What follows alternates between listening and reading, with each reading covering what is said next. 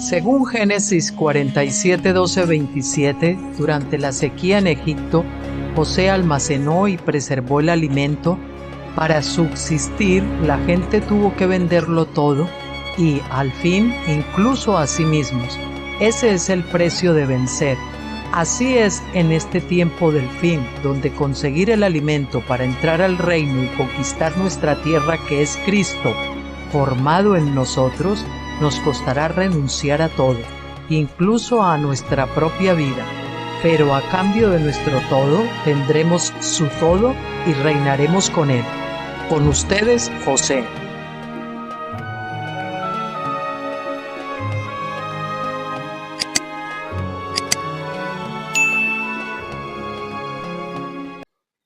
Buenas tardes, ¿cómo están? Hoy es 8 de agosto del, 8 de septiembre del 2025 y ahora en España son las 7:12 de la tarde. Bueno, estamos de vuelta después de ese pequeño periodo de descanso que hemos tenido. En principio les había dicho que íbamos a estar de vuelta el viernes pasado, pero no pudo ser. Bueno, no pudo ser. Decidí que era mejor ponerme al día con los posts de Stephen Jones, que estaban pendientes, que había como 4 o 5, y bueno, ya lo hemos hecho. Además, hoy hemos colgado el FFI del mes de septiembre sobre Lamentaciones de Jeremías, así que ahí tienen buen material para escudriñar. Y, y bueno, nosotros pues yo creo que les avisé, por lo menos a los de Telegram. Si usted está en el canal de Telegram con nosotros, pues ya les avisé de que iba a ser así la cosa. En los de YouTube les había dicho que el viernes, pero ayer, como les dije, avisé a los de Telegram de que no estaríamos hasta el lunes. Bueno, pues anunciarles como siempre lo que veremos para el próximo miércoles, Dios mediante, un artículo de mi libro Reflexiones acampados en Gilgal, tomo 3, República Constitucional del Reino Milenial. Esto fue un artículo que publicó Enrique de Diego y lo sacó en una entrevista María Jesús Alfaya en el programa La Voz de César Vidal. Y bueno, era un libro pequeñito que pues donde él esboza su idea de lo que tiene que ser la República Constitucional, o una república constitucional. En este caso yo he puesto República Constitucional del Reino Milenial. Y bueno, tiene bastantes paralelismos con la idea que tiene el doctor Stephen Jones al respecto y me pareció que era interesante. Entonces este artículo lo vamos a ver, como les digo, el miércoles, Dios mediante. Y ahora pues nos vamos con lo que tenemos para hoy, que es del libro del doctor Stephen Jones, La leche de la palabra de Dios, pero la leche vista bajo la luz de tabernáculos, con una profundidad y una claridad que antes no teníamos. Y entramos en otra nueva sección, que era la sección 4, sobre la imposición de manos. Ahí les mostraba ya el otro día la foto, donde Jacob imponía sus manos a a Manasés y Efraín, cruzando las manos, dándole la bendición principal al menor, en contra de lo que se suponía hacer de manera natural.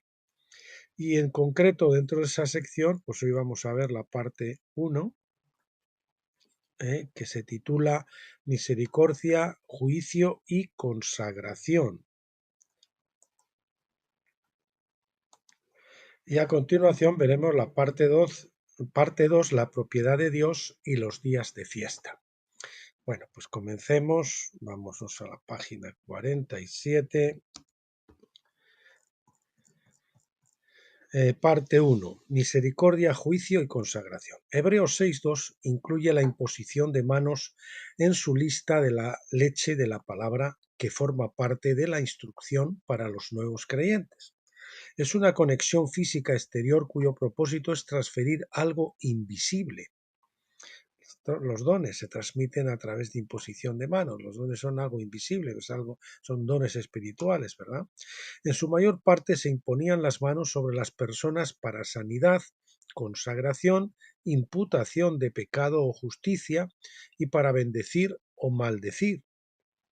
La imposición de manos no comenzó en el Nuevo Testamento ni siquiera con Moisés, sino que ya se practicaba en la bendición, o se practicó en la bendición de Jacob e Israel sobre los dos hijos de José en Génesis 14, perdón, en Génesis 48:14, la fotografía que venía antes, o la imagen.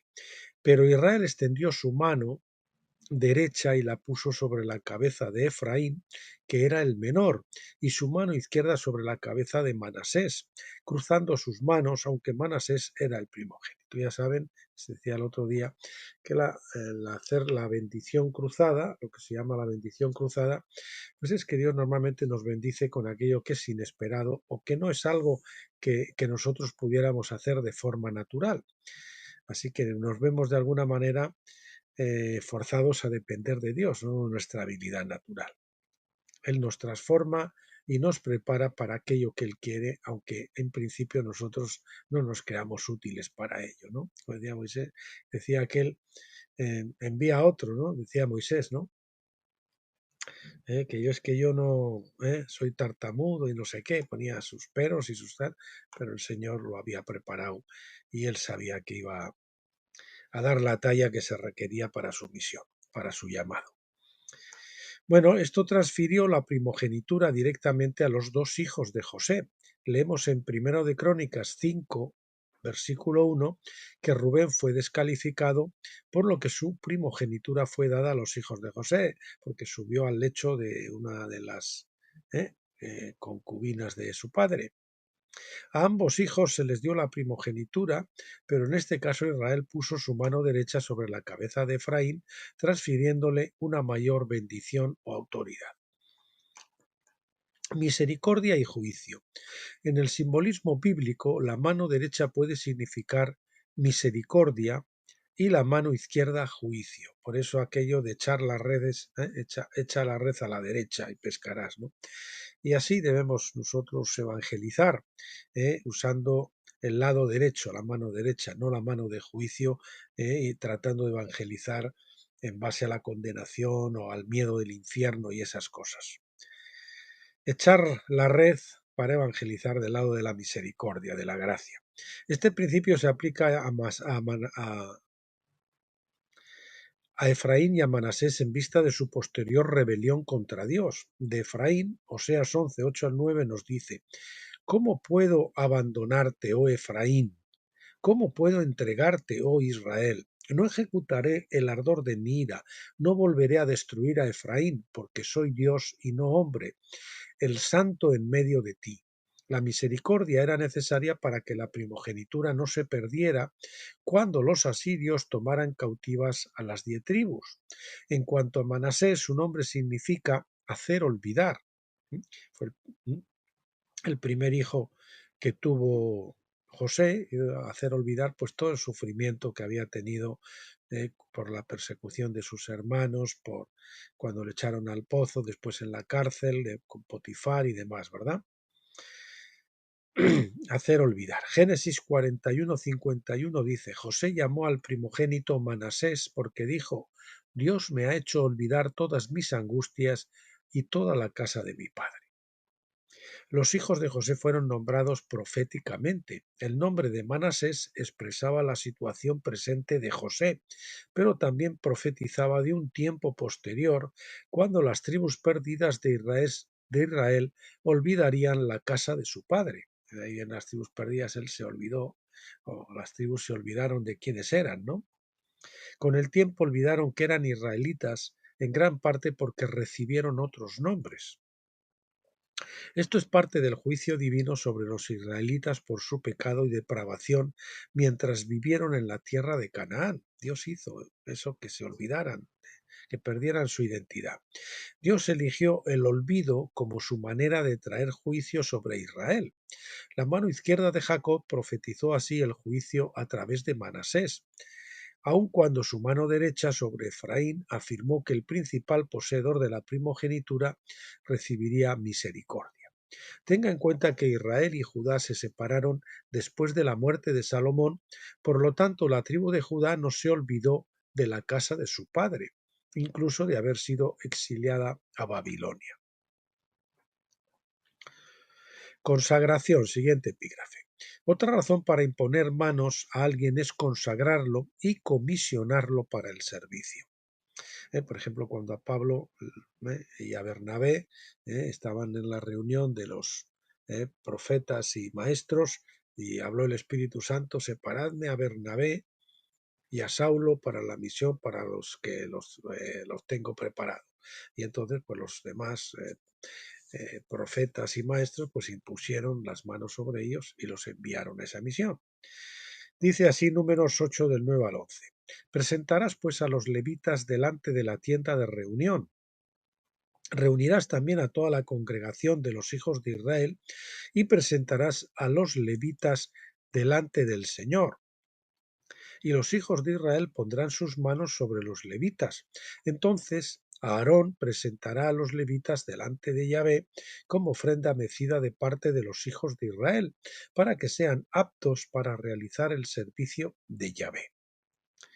La tribu de Leví era una tribu sacerdotal y fueron consagrados por la imposición de manos para que fueran aptos para realizar el servicio del Señor. En Hechos 6 vemos cómo los primeros diáconos fueron consagrados de la misma manera. Se encontraron 7 hombres espirituales y Hechos 6:6 dice: y estos los llevaron delante de los apóstoles y después de orar les impusieron las manos. Los diáconos Felipe y compañía, ¿no? Perdón. Los apóstoles oraron antes de imponer sus manos a estos futuros diáconos. ¿Por qué oraron primero? Dice que no impongas las manos no te precipites para imponer las manos con descuido, porque podemos transmitir una bendición al que no le pertenece o al revés. ¿Acerca de qué oraron? En mi opinión, oraron para escuchar o discernir y ver si Dios confirmaba que realmente estaban llamados a realizar ese servicio del Señor.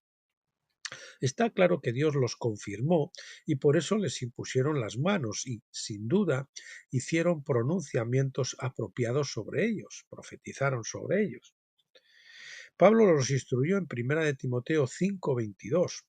No impongan las manos a nadie demasiado apresuradamente o con ligereza, como dice en otra versión, y así compartas la responsabilidad por los pecados de los demás. Mantente libre del pecado. Si ponemos las manos a una persona que está pecaminosa, pues nosotros vamos a ser responsables de esos pecados. Cuando los apóstoles impusieron las manos a los diáconos, estos oraron primero para escuchar a Dios.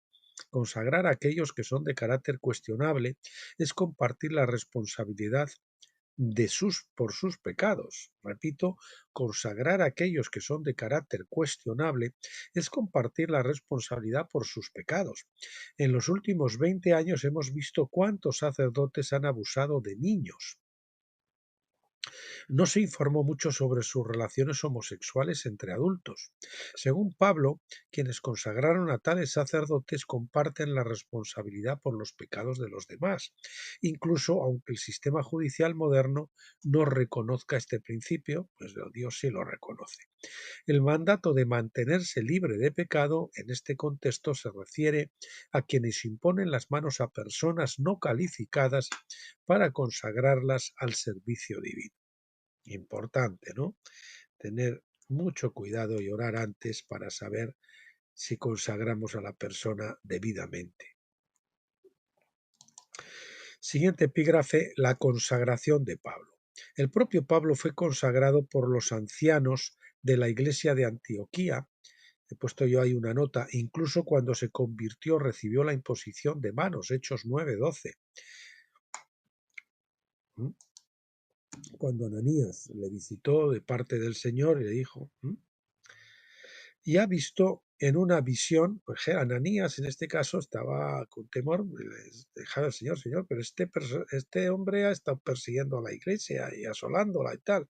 Y el Señor le dice: bueno, no te preocupes porque vaso escogido me es este, para llevar mi nombre ante los gentiles y ante los reyes, ¿verdad? O algo así. Y ha visto, dice Hechos 9:12, en una visión a un hombre llamado Ananías que entra y pone las manos sobre él para que recobre la vista. Bien, Hechos 13 del 1 al 3 dice, y estaban en Antioquía, en la iglesia que estaba allí, profetas y maestros, Bernabé y Simeón, llamado Níger, o Negro, y Lucio de Cirene, y Manaén, o Manajén, que se había criado con Herodes el tetrarca y Saulo. Parecería que Simeón era un hombre negro y era prominente en la iglesia de Antioquía. Esto muestra la imparcialidad de Dios. Fue uno de los que impusieron las manos a Saulo, Pablo, para consagrarlo como misionero a los gentiles. Mientras ministraban al Señor y ayunaban, el Espíritu Santo dijo, apartadme a Bernabé y a Saulo para la obra a la que los he llamado. Luego, después de ayunar, orar e imponerles las manos, los despidieron. Pablo consagró a Timoteo. Siguiente epígrafe.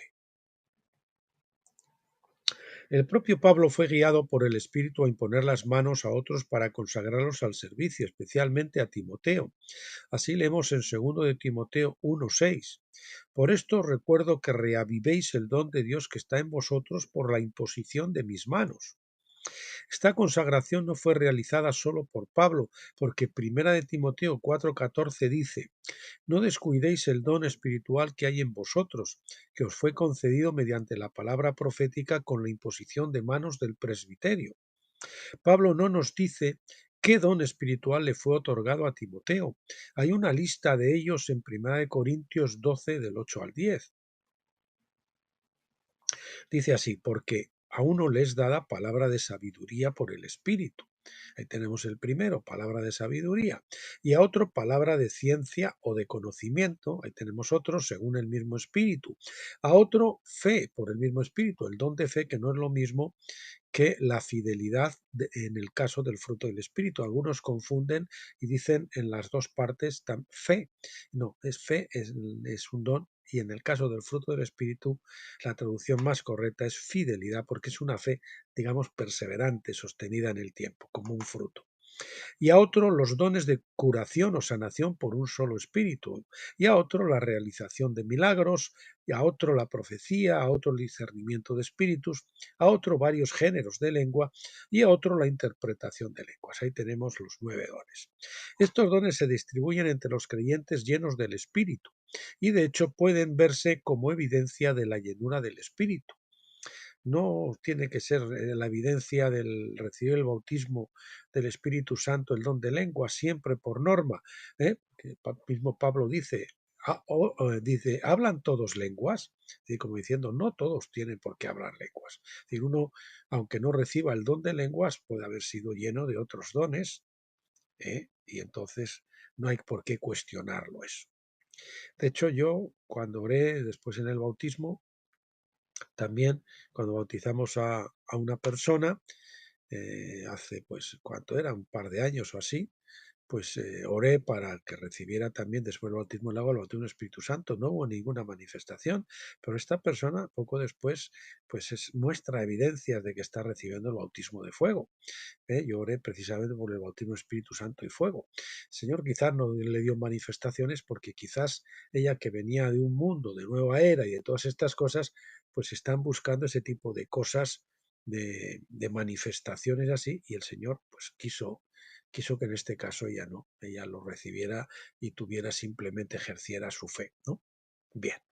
O sea que no tenemos por qué manifestar, o no tiene por qué haber manifestaciones dramáticas. Es una cosa de fe. A veces las hay y a veces no. Según las personas, el Espíritu Santo decide lo que más le conviene a cada uno. Dice, pueden ver como evidencia de la llenura del Espíritu. Sospecho que la fe es el don más común del Espíritu, aunque algunos insisten en que las lenguas son la primera y más importante evidencia. Yo estoy de acuerdo con el doctor Stephen Jones en que no es el más importante. El problema con este punto de vista es que se nos llama la atención en 1 Corintios 12:30. Yo, por ejemplo, uno de los dones que recibí como don especial fue el discernimiento. Sin embargo, pues eso no tuvo ningún tipo de manifestación, aunque luego el Señor sí usó ese don. Eh, Nosotros tenemos que orar y estar en comunión con el Señor para que nos muestre cuáles son nuestros dones o nuestro don. Porque el Señor nos puede dar más de uno, ¿verdad? El problema con este punto de vista es que se nos llama la atención en 1 Corintios 12:30. No todos tienen de sanidad, ¿verdad? No todos hablan en lenguas, ¿verdad? No todos interpretan, ¿verdad? Es otra forma de decirlo, con otra traducción. Pero por eso, es decir, no todos tienen por qué recibirlo, los mismos dones, o el don de lenguas como manifestación. En la distribución de los dones espirituales gobierna el Espíritu Santo. El Espíritu Santo no da a todos el don de sanidad, ni de lenguas, ni de interpretación de lenguas. Esto no significa que esas personas no estén llenas del Espíritu, simplemente significa que carecen de esos dones, pero tienen otros. Entonces, cuando Pablo consagró a Timoteo, fue guiado por el Espíritu a confirmar un don particular y a impartirlo imponiéndole las manos. Lo importante es que al consagrar a alguien hay que dejarse guiar por el Espíritu Santo. El don de conocimiento o de ciencia debe estar involucrado en el acto y la impartición debe realizarse mediante una expresión profética. O sea, le damos una palabra de lo que creemos que el Señor está llamando a esa persona. Oro porque tú vas a ser tal y cual, o para que el Señor te dé este don, o no sé qué. Bueno, lo que uno sea guiado, ¿no? Repito, y la impartición debe realizarse mediante una expresión profética y no simplemente mediante una ceremonia religiosa. Hay quienes creen que los dones espirituales terminaron con la muerte del último apóstol, Juan. Si así fuera, nadie podría después ser consagrado legítimamente al servicio divino. No estoy de acuerdo con ese punto de vista, dice el doctor Jones, yo tampoco. He visto a demasiadas personas con diversos dones espirituales para creer que tales cosas terminaron a principios del siglo segundo después de Cristo. Bueno, vamos a la parte 2. La propiedad de Dios y los días de fiesta. El concepto de imponer las manos a alguien tiene una aplicación tanto positiva como negativa. El lado positivo tiene que ver con la consagración. El lado negativo se trata de apoderarse de alguien con la intención de hacerle daño. Un ejemplo del uso negativo del término está en Génesis 37:22, que habla de los hermanos de José que querían matarlo. Rubén les dijo además: no derraméis sangre, echadlo en esta cisterna que está en el desierto, pero no le pongáis la mano encima, para librarlo de las manos de ellos y devolverlo a su padre. Otro ejemplo lo encontramos en la ley, en Éxodo 22:8. Yo la verdad que aquí no veo claramente que eso tuviera que ver con la imposición de manos. El doctor Stephen Jones lo menciona, que echarle manos se trata de agarrarle para tirarle al pozo. Ahí no estaban tratando seguramente de impartirle ningún don. Bueno, lógicamente usaban las manos para hacerle una maldad, pero bien, no sé, quizás sí tenga algún matiz. Otro ejemplo lo encontramos en la ley. Éxodo 22:8 dice: si el ladrón no es sorprendido, el dueño de la casa comparecerá ante los jueces para determinar si puso las manos en la propiedad de su prójimo. En las manos de su prójimo. Bueno, no sé qué relación puede tener con los dones. En este caso, pues sería para hacer daño, ¿no? Cuando alguien impone las manos sobre otra persona, como se hacía en la Iglesia del Nuevo Testamento, confirma que el Espíritu Santo se apoderó de esa persona. En esencia, cuando alguien se consagra a Dios, Él reclama a esa persona, es decir, Dios la reclama para sí. Segundo epígrafe, la propiedad de Dios. Técnicamente Dios es dueño de todo lo que creó tanto en el cielo como en la tierra. Génesis 1:1. A Adán se le concedió autoridad, Génesis 1:26, y cuando pecó, la ley se activó para juzgar el pecado. El pecado de Adán creó una deuda que no pudo pagar, por lo que su patrimonio fue vendido al diablo. A partir de entonces, la historia del mundo trata de cómo redimir la creación, es decir, toda la humanidad y el patrimonio de Adán en su conjunto, que fue perdido, entregado en manos del diablo. La redención incluye reclamar a toda la humanidad, pero no a toda la humanidad al mismo tiempo. La consagración por imposición de manos es una forma en que Dios reclama legalmente lo que técnicamente le pertenece. Se espera que aquel que es consagrado reconozca la soberanía de Dios sobre sí mismo y se someta a él en todas las cosas. Esto, sin embargo, no está exento de problemas, porque incluso las personas consagradas siguen siendo imperfectas y falibles.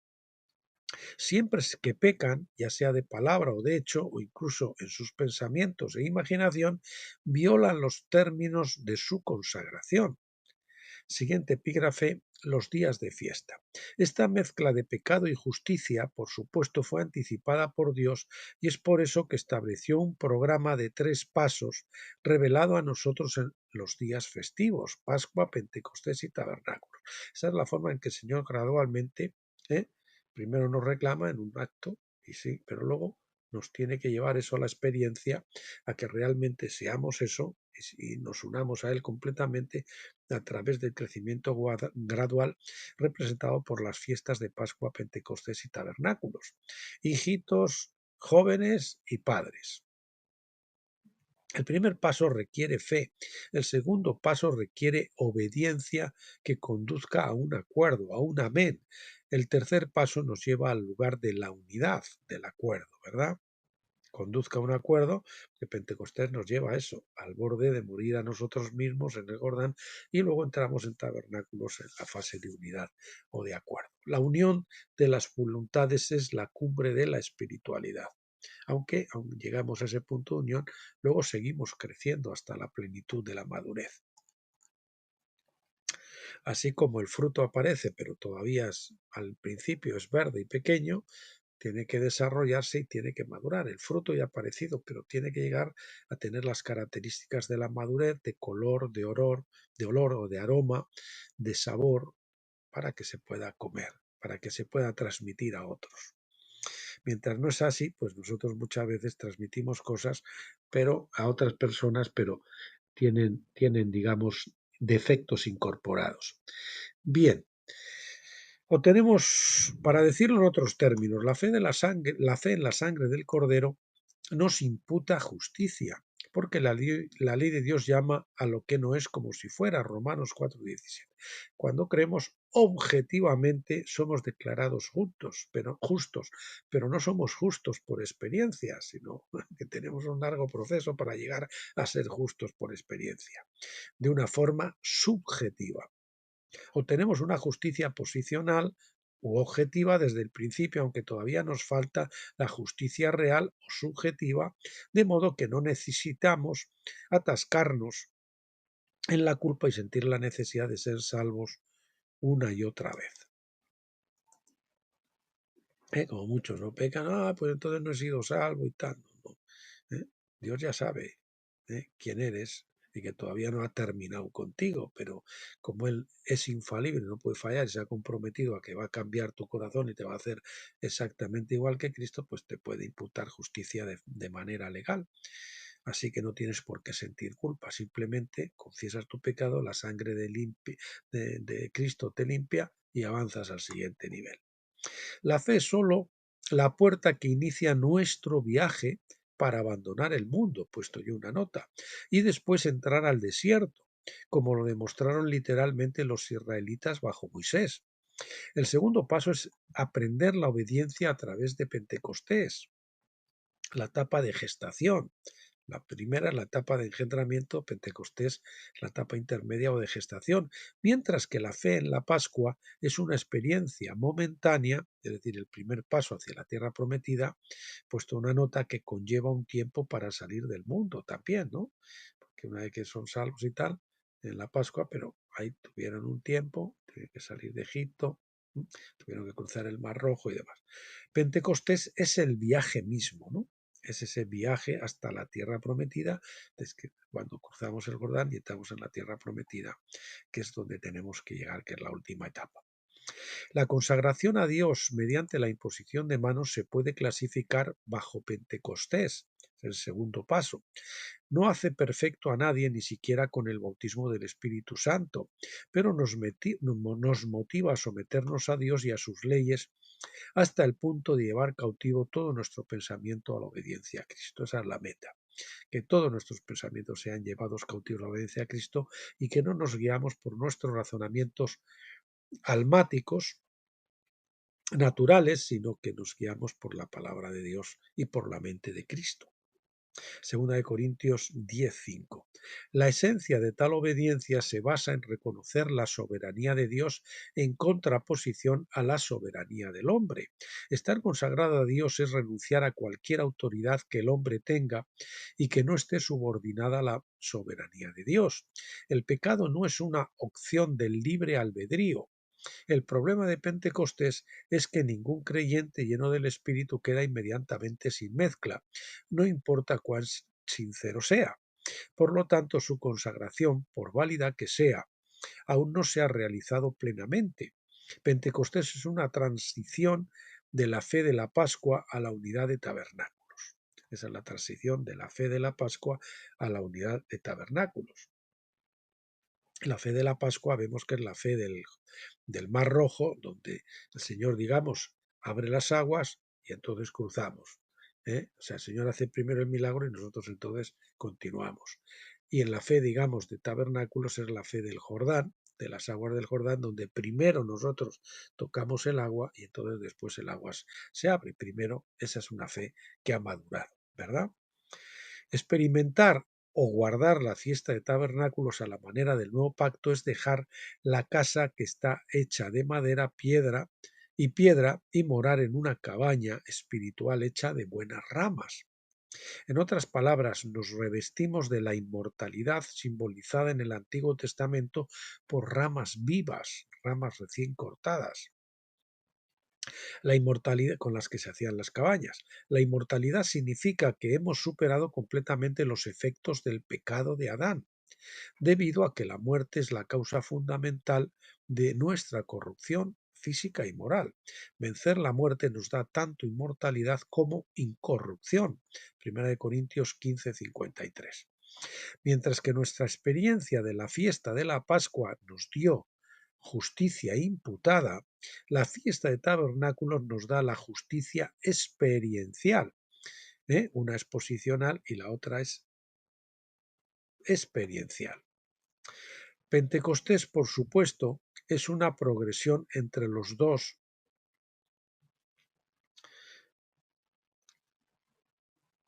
Entre las dos sería más bien, es una progresión entre las dos fiestas de Pascua y Tabernáculos a medida que somos guiados por el Espíritu y a través de la experiencia. El Espíritu escribe sus leyes en nuestros corazones a través de la experiencia. Ahí está la etapa intermedia de Pentecostés, donde somos llevados al desierto para ser tentados, como fue Jesús, donde vienen las tribulaciones, las pruebas. A través de muchas tribulaciones es necesario que entremos en el reino de los cielos, y ahí, en eso, a prueba error, nos caemos, nos levantamos, aprendemos a usar la palabra de Dios, a defendernos del ataque del enemigo, etcétera, etcétera, hasta que al final acabamos por reconocer nuestra carne y que nuestra carne es invencible y que lo único que podemos hacer es morir para que Cristo tome total control. Y eso ocurre pues cuando cruzamos el Jordán. Pentecostés, por supuesto, es una progresión entre las dos a medida que somos guiados por el Espíritu y a través de la experiencia el Espíritu escribe sus leyes en nuestros corazones. Bueno, pues mis queridos amigos y hermanos, hasta aquí lo que teníamos para el día de Dios, para el día de hoy. Bueno, día de Dios también. Y para la próxima vez que tocamos este libro, pues veremos la parte 3 final, que es transmitiendo el Espíritu Santo. La parte 3 final de esta parte de imposición de las manos. Bueno, pues dicho esto, solo me queda, pues como siempre, bendecirles a todos en nombre del Señor Jesucristo, rogarle al Padre que les dé esta iluminación. Ya han visto que esta leche de la palabra, como la hemos explicado hoy, tiene una luz diferente que seguramente muchos de ustedes no conocían. Así que no dejen de beber esta leche maravillosa y de conocerla bajo la lámpara de la luz de tabernáculos, de la Shekinah de tabernáculos, para lo cual hay que salir de Pentecostés, someterse.